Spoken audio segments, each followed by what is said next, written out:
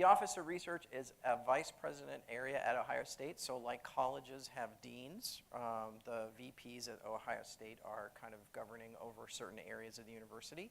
In the Office of Research, there's about 450 employees that support the research enterprise.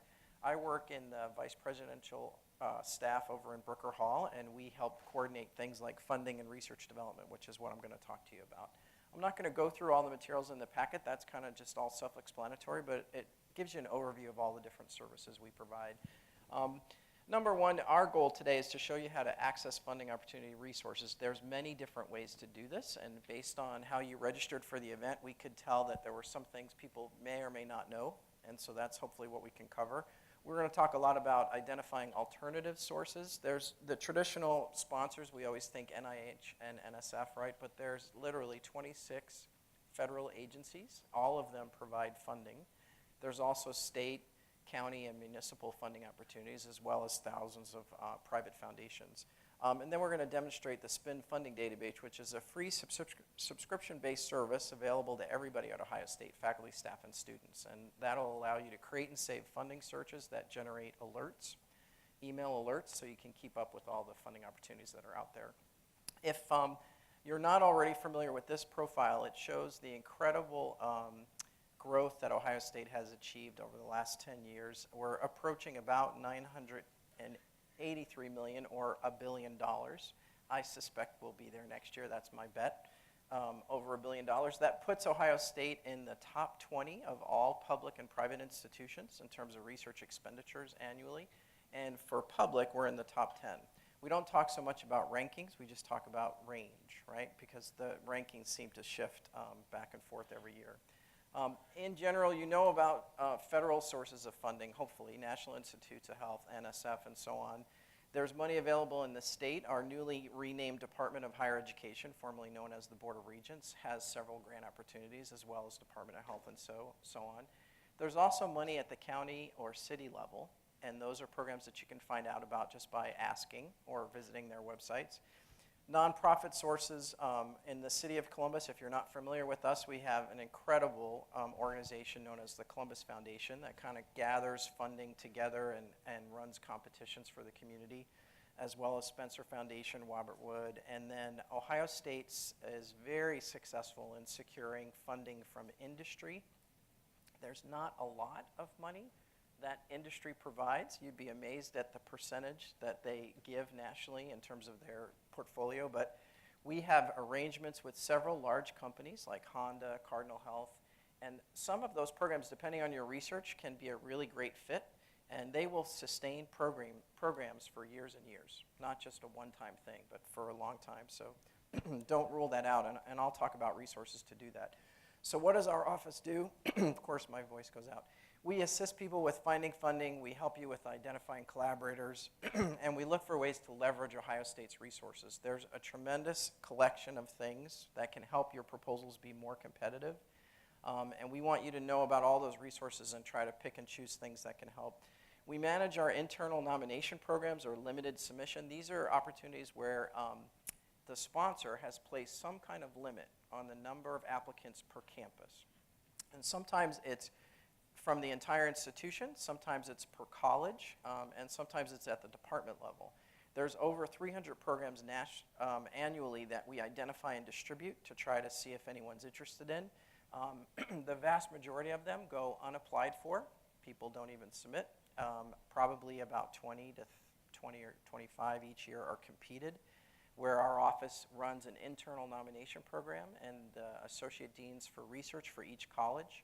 In your college, that's Dr. Richard Lomax. They participate in a review committee and try to identify the applicant that has the best chance. It's a pretty straightforward process, very transparent.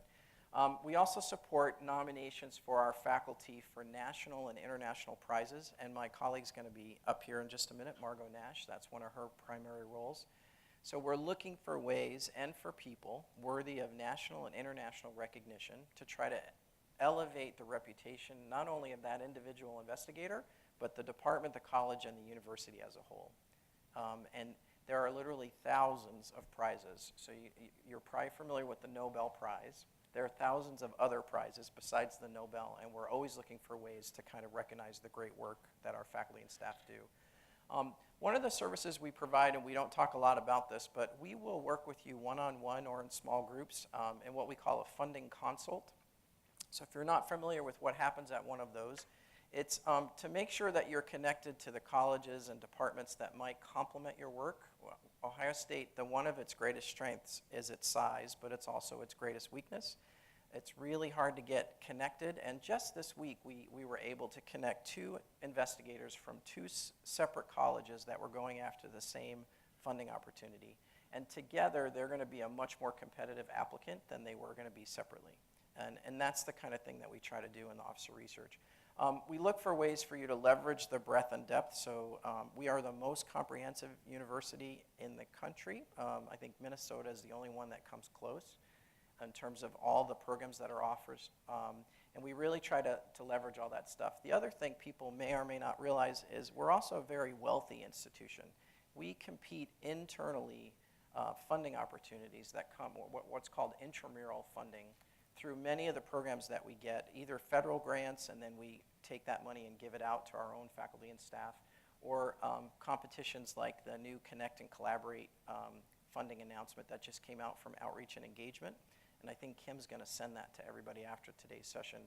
But there's more than 60 programs just internally at Ohio State that I know about that you can compete for as a student or as a faculty member. And the competition is just other folks here at OSU. So you're not on a national stage. We also help folks sort of develop a strategic plan, sort of where do you want to be year 1, year 2, year 3, and we can help you think that through and what steps you need to be taking. Bottom line with the funding consult is this great, you've probably heard this before, the stuff you know is maybe 10%, right? And then there's the stuff you don't know you know, but then there's the things that you think you know but you don't even know that didn't even exist, right? Stuff you don't know.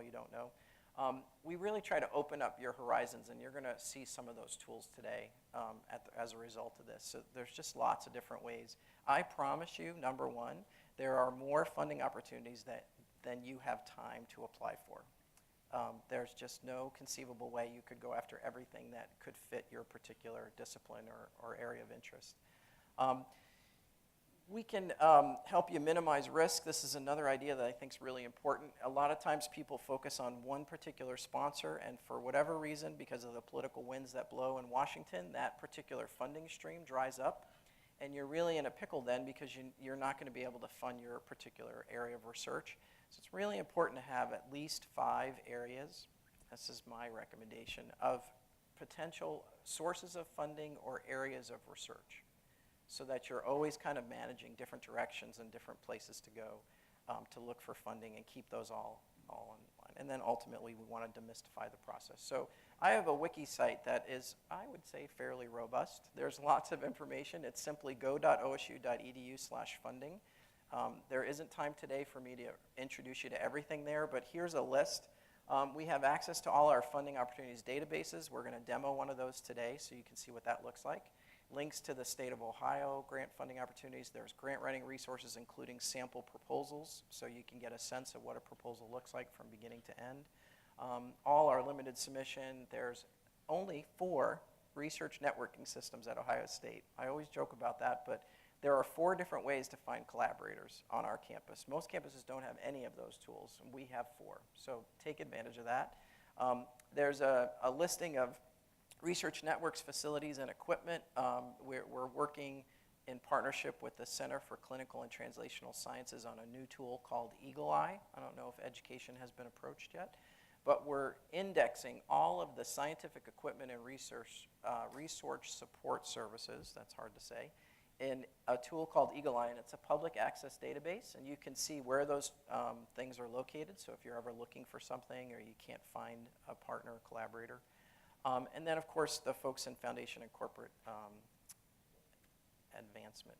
So this slide kind of illustrates, if you're just getting started in this game, I'm going to bet that we have people at all levels. But the thought that a graduate student would, let's say, get a $5 million grant is probably, in most cases, unrealistic, right? So The idea is to kind of think about this as a continuum of internal funding opportunities, smaller grants, medium, and so on, and that you want to sustain your career over the long term and build relationships along the way. And so by the time you get to the height of your career, you're going after things that are really programmatic grants that are multi-million dollars, maybe multidisciplinary, but that's something that you want to pursue towards the end. But really, you'll get great experience, great exposure if you focus on some of those internal. Okay. Kim just gave me the 5-minute warning. So the goal with the whole process, and Margot's going to demonstrate this in just a minute, is that you want to identify leads that turn into prospects that ultimately end up with a match for your particular research project or your discipline. And you sort of need to approach it from that perspective that I'm going to identify things that may or may not be a good fit for me, but I'm going to get a sense of funding opportunities that are currently out there, things that people are pursuing, trends right now. Just to give you an example, I was looking at the Packard Foundation. They run a very prestigious annual competition for fellowships for science and engineering. You may or may not have heard of that. This is of Hewlett-Packard fame, right, out in California. When I looked at all the folks that won the Packard Fellowship this year, almost half were something in the area of climate change, whether it was biological, mathematical, geophysical. It was amazing to see that seems to be where their focus is, this particular round of submissions.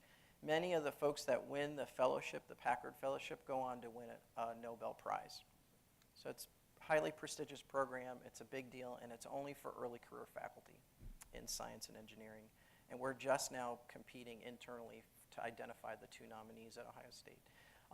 So the SPIN database is going to give you an idea of all the scope of funding opportunities that are available in your discipline. And through basically a filtering process, you're going to learn how to kind of filter those down, identify things that are potential prospects. You'll do some research on each of those, maybe talk to our foundation experts to see if there's an established relationship already to that foundation.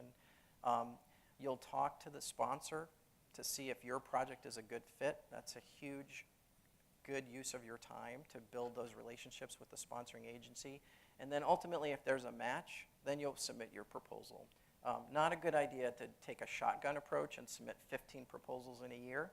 Better to really target yourself down and have those conversations and see if you're getting that kind of match.